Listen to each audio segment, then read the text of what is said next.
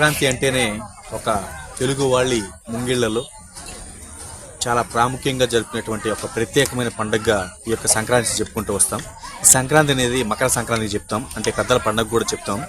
ఈ సంక్రాంతి రోజున ఉదయాన్నే కూడా అందరూ కూడా తలస్నానాలు ఆచరించి అదేవిధంగా కొత్త బట్టలు కట్టుకొని అదేవిధంగా మన పూర్వీకులు అంటే ఎవరైతే చనిపోయి ఉంటారో వాళ్ళకి గుర్తు చేసుకుంటూ వాళ్ళని స్మరిస్తూ కూడా వాళ్ళకి కొత్త బట్టలు పెట్టుకోవడం జరుగుతుంది. అదేవిధంగా వాళ్ళకి ఇష్టమైనటువంటి పిండి పదార్థాలు అదేవిధంగా పదార్థాలు కూడా చేసి మొత్తం కూడా వాళ్ళ పటాలకి వాళ్ళ యొక్క చిత్రపటాలని అక్కడ ఉంచి వాళ్ళ పటాల ముందు కూడా మొత్తం కూడా బట్టలు అదేవిధంగా పిండి పదార్థాలు కూడా ఉంచి మొత్తం కూడా వాళ్ళకి సమర్పిస్తూ వస్తుంటాం. అదేవిధంగా చూసినట్లయితే కొన్ని ప్రాంతాల్లో ఒక్కొక్క ప్రాంతంలో ఒక్క విధంగా జరుపుకుంటూ వస్తాం.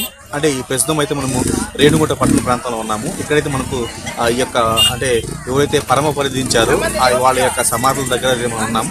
ఈ ప్రతి సంవత్సరం కూడా ఈ ప్రాంతంలో సాయంత్రం మధ్యాహ్నం నుంచి కూడా మొదలు పెడతారు. సాయంత్రంలో ఆ ప్రాంతంలో చూసినట్లయితే వాళ్ళు సమాధుల్ని మొత్తం కూడా శుభ్రం చేసుకొని వాళ్ళపైన ముగ్గులు వేసుకుంటూ రంగవల్లిలు వేసుకుంటూ అదేవిధంగా పసుపు కుంకుమ చల్లుతూ పూలను మొత్తం కూడా చల్లుతూ కూడా వాళ్ళకి ఇష్టమైనటువంటి పదార్థాలని అదేవిధంగా వాళ్ళకి ఏదైతే ప్రీతి ప్రాయంగా ఉంటుందో అవన్నీ కూడా సమర్పించడం జరుగుతుంది.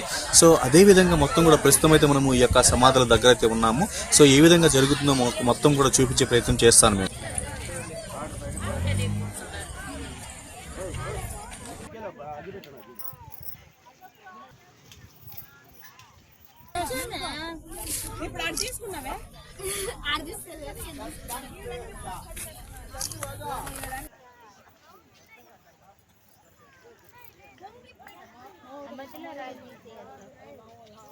అదేవిధంగా ప్రతి సంవత్సరం లాగే కూడా ఈ సంవత్సరం కూడా చాలా అత్యంత వైభవంగా కన్నుల పండుగ కూడా ఈ యొక్క సంక్రాంతి పండుగ పెద్ద పండుగ కూడా జరుగుతూ వస్తుంది. అంటే ఇక్కడైతే రేణుగుంట పట్టణంలో ఉన్నటువంటి ఈ యొక్క సమాధుల్లో కూడా మొత్తం కూడా పూర్వీకులు చనిపోయిన తర్వాత తదనంతరం కూడా తీసుకొచ్చి ఇక్కడ సమాధి చేసేటువంటి ప్రాంతంలో మొత్తం కూడా కోలాహలంగా మారిందని చెప్పవచ్చు. అంటే ఇక్కడ ఉండేటువంటి ఈ సమాధులను మొత్తం కూడా వాళ్ళు ఉదయం అయితే ఒక వాళ్ళ ప్రాంతాల్లో వాళ్ళ నివాస ప్రాంతాల్లో వాళ్ళ గ్రహాల్లో కూడా మొత్తం కూడా అంటే పూర్వీకులు ఇచ్చినటువంటి వాళ్ళ బట్టలు కావచ్చు మొత్తం కూడా పిండి పదార్థాలు మొత్తం కూడా వాళ్ళ ముందు వచ్చి కూడా ప్రత్యేకంగా పూజిస్తూ వస్తుంటారు. అదే సాయంత్రం చూసినట్లయితే ఇక్కడ మొత్తం కూడా సమాధులు మొత్తం నీట్గా క్లీన్ చేసి వాళ్ళకి అంటే చెప్పాలంటే ముగ్గులు వేస్తూ అంటే సమాధుల పైన ముగ్గులు వేస్తూ అదేవిధంగా చెప్పాలంటే వాళ్ళకి ఇష్టమైనటువంటి పిండి పదార్థాలు కావచ్చు అదేవిధంగా పదార్థాలు కావచ్చు మొత్తం కూడా తీసుకొచ్చి ఇక్కడ ఉంచి వాళ్ళు ప్రత్యేకంగా పూజలు చేస్తూ ఉంటారు. ఆ విషయాల గురించి మనతో ఒక స్థానికులు ఉన్నారు, వాళ్ళతో మాట్లాడే ప్రయత్నం చేద్దాం. చెప్పండి,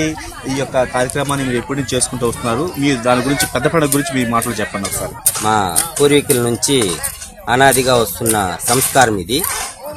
కాబట్టి మేము సంక్రాంతి రోజున పొద్దున్నే ఇంటి దగ్గర పెద్దలకి గొడవలు పెట్టుకుంటాము. గొడవలు పెట్టుకునేసి వారికి ఇష్టమైన దీప ధూప నైవేద్యాలు అన్నీ ఇంటి దగ్గరే చేపించి ఈవినింగ్ సాయంత్రం టైంలో ఇక్కడ సమాధుల దగ్గరకు వచ్చి ముందుగానే మేము సమాధులంతా క్లీన్ చేసుకునేసి తర్వాత వాళ్ళకి ఇష్టమైన ధూప దీప నైవేద్యాలను సమర్పించుకుంటూ ఈ సమాధుల దగ్గర వచ్చి వారిని గుర్తు చేసుకుంటూ మేము ప్రతి సంవత్సరము ఇలాగా వాళ్ళ ఆశీర్వాదం మేము పొందడానికై మేము ఈ కార్యక్రమాలు జరుపుతుంటాము. మాకు ఈ విధంగా చేయడం వల్ల మాకు ఎంతో సంతోషకరంగా ఉంటుంది. పెద్దల ఆశీర్వాదం కొరకు మేము ఇవన్నీ చేస్తాము. అదే మీరు చూశారు కదండి, మొత్తం మీరు గమనించే ఉంటారు. సో ఏ విధంగా అత్యంత వైభవంగా వాళ్ళ పూర్వీకుల్ని అదేవిధంగా వాళ్ళ యొక్క పితృల్ని ఏ విధంగా పూజిస్తారు, వాళ్ళకి ఎటువంటి దీప నైవేద్యాలు ఏ విధంగా చూపిస్తారో మొత్తం కూడా చూపించే ప్రయత్నం చేస్తాను. వీడియో జర్నలిస్ట్ షబీర్తో రంగనాథ్, తిరుపతి నుంచి.